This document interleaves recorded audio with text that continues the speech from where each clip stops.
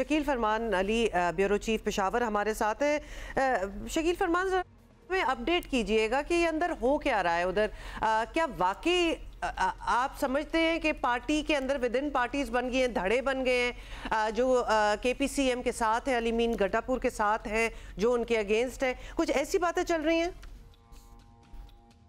जी बिल्कुल, इसमें तो अब कोई दूसरी राय नहीं है कि खैबर पख्तूनख्वा में पाकिस्तान तहरीक इंसाफ जो है वो धड़ाबंदी का शिकार हो गई है। देखें, बेसिकली जो धड़ा एक्टिव था महमूद खान साहब के खिलाफ, वही धड़ा जो है वज़ीर आला अली अमीन गंडापुर साहब के खिलाफ एक्टिव हुए हैं, जिसमें आतिफ खान साहब हैं, इसी तरह जो है जुनैद अकबर साहब हैं, शेराम साहब हैं, शकील खान साहब हैं। ये वही धड़ा है जो माजी में भी जो है महमूद खान साहब के साथ के खिलाफ एक्टिव रहा। इस मरतबा जो है उनका निशाना वज़ीर आला अली अमीन गंडापुर थे, और उनका मौक़िफ़ ये है कि वो देख रहे हैं कि सूबे में बैड गवर्नेंस थी, इसी तरह जो है पार्टी को सही नहीं चलाया जा रहा था। तो उन्होंने शिकायत के अंबार लगाए हैं। कुछ माजी में जो मुलाकातें हुई, देखिए शकील खान साहब को जिस वक्त काबीना से बरतरफ किया गया था, तो उससे पहले जो है शकील खान साहब ने और इसी ग्रुप के चंद मेंबरान ने बानी PTI से मुलाकात की थी, और वहां से उनको ये मैसेज दिया गया था कि आप जाएं पेशावर में प्रेस कॉन्फ्रेंस करें। तो शकील खान साहब यहाँ पे आए, तो उन्होंने यहाँ पे प्रेस कॉन्फ्रेंस की, तो उन्होंने उसमें कहा कि सूबे में बैड गवर्नेंस है, करप्शन हो रही है। वो बात जो है शकील खान साहब को जो है ओहदे से हटा दिया गया। तो आप ये देख लें कि अब वो ग्रुप एक्टिव हुए हैं। मेरे लिए तो जो है आप जिस तरह कह रही हैं कि वज़ीर आला अली अमीन गंडापुर की वज़ारत आला के लिए खतरे की घंटी बज गई है, तो इसमें कोई दूसरी राय नहीं है। देखें, अगर के जो है वज़ीर आला अली अमीन गंडापुर से पाकिस्तान तहरीक इंसाफ की सूबाई सदारत वापस लेनी थी, तो इसका इसका क्या मतलब है कि उनके मुखालिफ धड़े के एक शख्स को जो है क्या कहते हैं सूबाई सदर बना दिया गया है। तो इससे मैसेज बड़ा क्लियर कट है कि वज़ीर आला अली अमीन गंडापुर साहब के मुखालिफ धड़े को जो है इस वक्त जो है सबकत हासिल हुई है। और इससे बढ़कर ये कि कल जो है जिस वक्त मुलाकात की है बानी PTI से आतिफ खान साहब ने और जुनैद अकबर साहब ने और शाह फरमान साहब ने, तो उनको कहा गया है कि बाकायदा आप जो है उनसे पूछा गया है कि सूबे में करप्शन हो रही है, तो उन्होंने बानी PTI को कहा कि सूबे में करप्शन के हवाले से हम आपको मालूमात कर, तो उनको जो है एक टास्क सौंप दिया गया है इसी ग्रुप को कि वो जो है ये पता चलाए कि सूबे में करप्शन हो रही है। तो वो फिर रिपोर्ट जो है या अगली मुलाकात में बानी PTI को उन्होंने कहा है कि हम आपको अगली मुलाकात में आगाह करेंगे, इस वक्त हमें मालूम नहीं है। एक जो है गैर सियासी आला शख्सियत जो है, खातून शख्सियत जो कि पार्टी में बाअसर हैं, बहुत उनका असर व रसूख है। मेरी इंफॉर्मेशन के मुताबिक उन्होंने भी अपना किरदार अदा किया है कि वज़ारत आला जो है अली अमीन सूबाई सदर का जो है वो अली अमीन साहब के से ले लिया जाए, वापस ले लीजिए। और जो एहतजाज हुआ था नवंबर में, उसमें का भी बताया जा रहा है कि उसमें भी जो है दोनों के दरमियान जो है वज़ीर आला अली गंडापुर साहब और उनके दरमियान जो एक खलीज बड़ी है। और उसके बाद ये गैर सियासी जो खातून शख्सियत हैं, इनका भी असर और रसूख है, दीगर जो ग्रुप के लोग हैं, बाकायदा उनको एक टास्क दिया गया है कि वो सूबे में करप्शन से मुताल्लिक मालूमात बानी PTI को दें। यानी कि ऐसा लग रहा है मॉनिटरिंग बेंच को बैठ गया है अली अमीन पे। क्या उनकी वज़ारत आला भी ख़तरे में है? ये शकील हमने आपसे जानना है, लेकिन हैदर शिराजी हमारे साथ मौजूद हैं और वो बानी PTI की मुलाकातें और ये तमाम मामला कवर करते हैं। और बानी PTI की मुलाकात गंडापुर साहब से हुई और उसमें उन्होंने बरहमी का इजहार भी किया। हैदर, क्या अहवाल रहा उस मुलाकात का? देखिए, बानी PTI से जो मुलाकात हुई है, ये सारी डेवलपमेंट के बाद अहम मुलाकात थी, जिसमें बानी PTI ने सख्त बरहमी का इजहार किया है। और PTI के सीनियर रहनुमाओं से रात मेरी बात हुई। आज सुबह उमर अयूब खान साहब से इस शो में आने से कबल मेरी गुफ्तगू हो रही थी कि ये मुलाकात किस हवाले से हुई है। उन्होंने बताया कि मुख्तलिफ़ इशूज़ का बानी PTI ने जिक्र किया और उन्हें टास्क दिए हैं, यानी अली अमीन गंडापुर को टास्क दिए हैं। अगर बात कीजिए अली अमीन गंडापुर के मौजूदा हालात की, तो ये शकील फरमान साहब ने दुरुस्त कहा कि वो शख्सियत इन्होंने नाम ने तो नहीं लिया, लेकिन हम मुतअद्दिद मरतबा नाम लेते रहे हैं कि बुशरा बीबी और अली अमीन गंडापुर जब 26 नवंबर का वाक़या हुआ उसके बाद से कुछ इख्तलाफात थे और बुशरा बीबी ने अली अमीन गंडापुर की शिकायत भी लगाई। और अली अमीन गंडापुर पे गुस्से के हवाले से गुज़श्ता रोज़ अपोजिशन इत्तेहाद के सीनियर रहनुमाओं से भी हमारी गुफ्तगू हुई, और दूसरा ये कि जो कि मुज़ाकराती कमेटी में शामिल हैं, इमरान खान के बहुत करीब और काबिल एतमाद समझे जाते हैं, और दूसरा ये कि पीटीआई के अपने साथियों से गुफ्तगू हुई, उन्होंने दो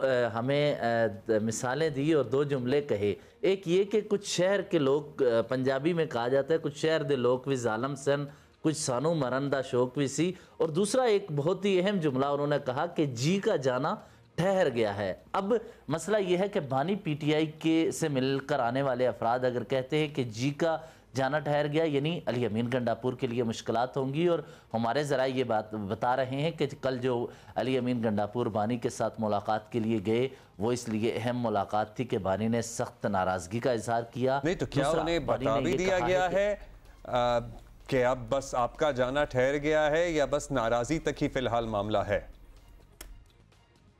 उन्होंने कहा कि आप मोहसिन नकवी की तरह काम ना करें, उनके साथ तस्वीर नहीं आनी चाहिए। दूसरा उन्होंने कहा कि बुशरा बीबी गिरफ्तार हुई तो खैबर पख्तूनख्वा में क्यों कोई एहतजाज ना हुआ, इस पर उन्होंने सख्त बरहमी का इजहार किया। करप्शन के हवाले से उन्होंने कहा कि मुझे करप्शन की बहुत सारी कहानियाँ सुनने को मिल रही हैं, बहुत सारे सबूत यहाँ पार्टी रहनुमा ला रहे हैं, तो आप इसकी रोकथाम के लिए किरदार अदा करें। और दूसरा ये कहा कि मुझे कोई भी इस तरह की कहानी, कोई भी वाक़या सुनने को ना मिले, गवर्नेंस पे काम करे। और उन्होंने कहा कि मुख्तलिफ ख्याल रखने वाले अफराद पर मुश्तमिल हुकूमत कायम होनी चाहिए, जिसमें आतिफ खान समेत पार्टी के दीगर आपसे इख्तलाफ रखने वाले अफराद से भी मुशावरत होनी चाहिए और उनको भी मुशावरती अमल में शामिल करें, और ये तंबीह की गई है। और साथ ही इसका पॉलिटिकल डेवलपमेंट में आज जो होने जा रहा है उसके साथ इसलिए ताल्लुक़ है कि आज एक तरफ मुज़ाकराती अमल है जिसमें पीटीआई की मुज़ाकराती टीम शामिल नहीं होगी,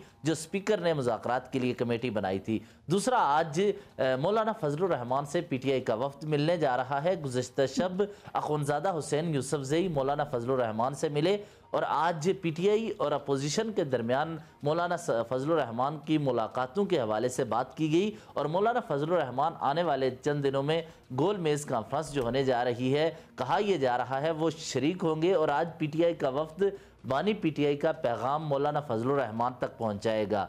और दूसरा, एक और अली अमीन गंडापुर पर इसलिए भी पार्टी के रहनुमाओं को तशवीश है, क्योंकि एक तरफ अपोजिशन इत्तेहाद या खैबर पख्तूनख्वा के जो रियल स्टेक होल्डर हैं वो तशवीश का इजहार कर रहे हैं वहाँ की सिक्योरिटी सूरत हाल पर, लेकिन जहाँ शेर अफजल मरवत के इलाके में लकी मरवत में इस वक्त जिरगा हुआ है, उन्होंने आज संगीन फैसले करने की तरफ बढ़ने का फैसला किया। लेकिन दूसरी तरफ अली अमीन गंडापुर ने जो इस्लामाबाद में चंद अफराद की नशिस्त बुलाई, उसमें रियल स्टेक होल्डर नहीं थे। पार्टी के रहनुमा ये समझते हैं कि खैबर पख्तूनख्वा से में जो तालिबान के आने की वजह से या वहाँ पर ऑपरेशंस की वजह से मुतासरा फरीक थे वो बहुत कम थे।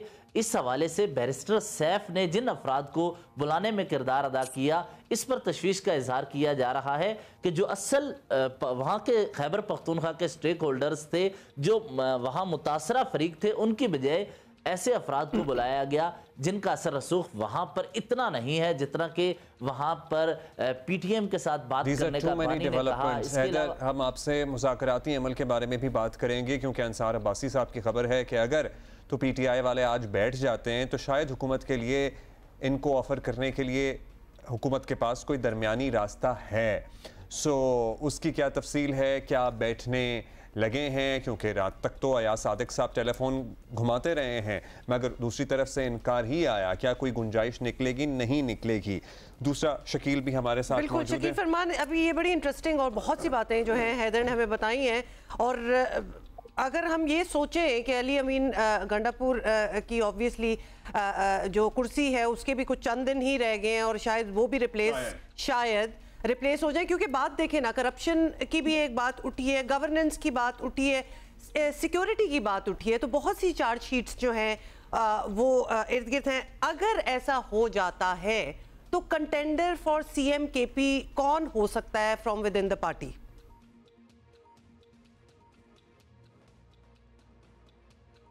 शकील फरमान, आपको आवाज आ रही है?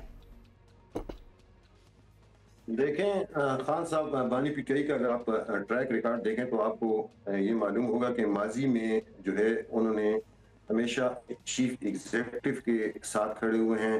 ये उन्होंने परवेज खटक साहब के साथ किया जब उनको पार्टी के अंदर से मसले मसाइल हुए, यही महमूद खान साहब के साथ किया। और अब भी हालिया उनके चंद माह पहले का बयान देखें तो उन्होंने एक क्लियर कट मैसेज दिया था जेल के अंदर से कि वो वज़ीर आला अली अमीन गंडापुर साहब के साथ खड़े हैं। लेकिन जो है कुछ ही माह के बाद जो है अब सूरत हाल जो है बदल गई है।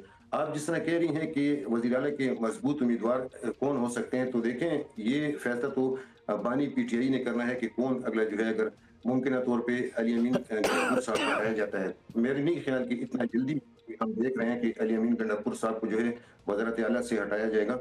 लेकिन अगर ऐसा मुमकिन होता है तो हज़ारा से जो है आप देख लें कि एक साबिक स्पीकर हैं, वो जो है इस वक्त उनको कोई वजारत नहीं मिली, वो एमपी हैं, उनको जो है एक चांस दिया जा सकता है। इसी तरह जो है मर्दान से जो है मर्दान से भी कोई जो है ऐसा शख्स सामने आ सकता है जिसको वज़ीर आला बना।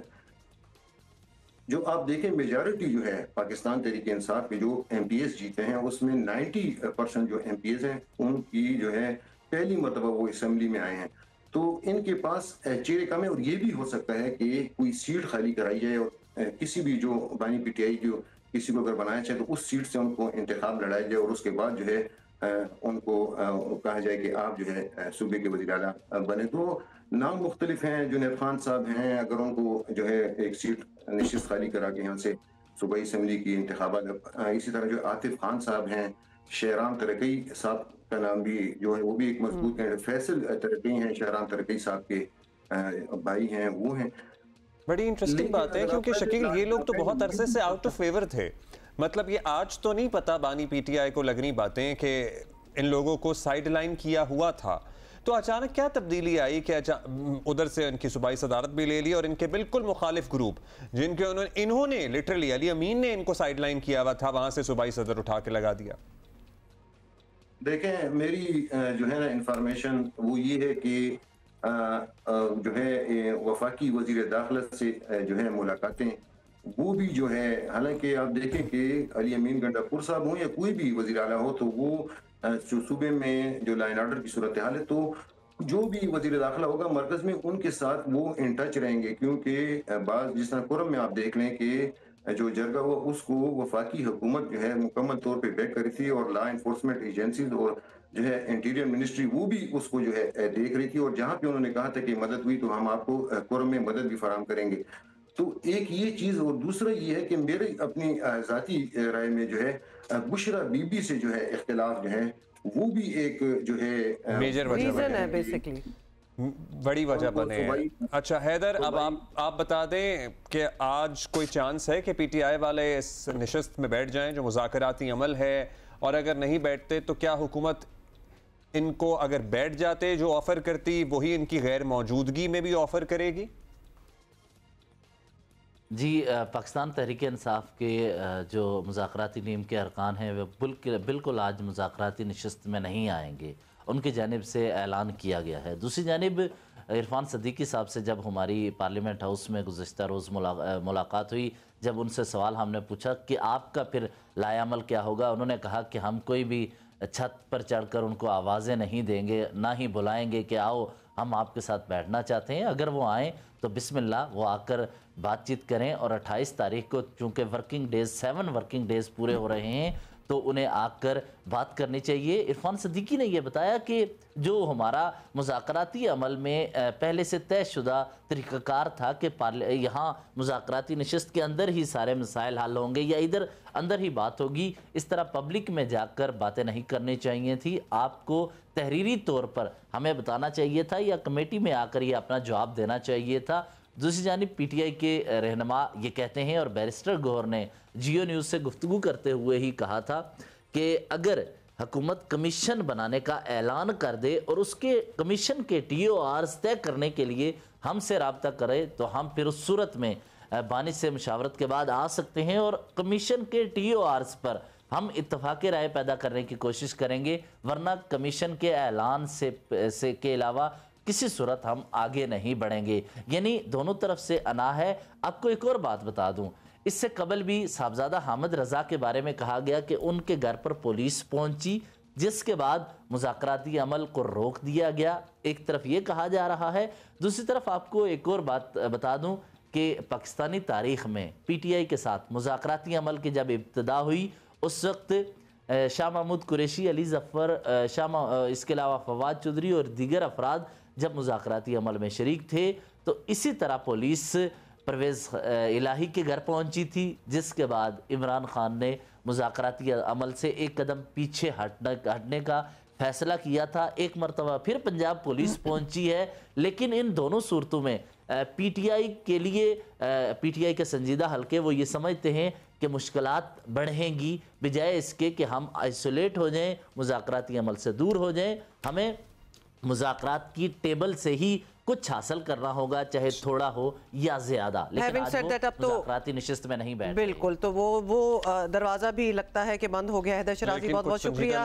शकील फरमान भी बहुत शुक्रिया। मुज़ाकराती अमल का हिस्सा रहना चाहिए। अच्छा, एंड ऑल्सो अगर 7 वर्किंग डेज थे तो वो वर्किंग डे आज ही अगर बन रहा है तो इतना तो इंतजार शायद कर ही लेना चाहिए था, लेकिन a lot is happening in KP in itself and with in the party, जिनकी वजह से शायद कुछ फैसले हुए होंगे।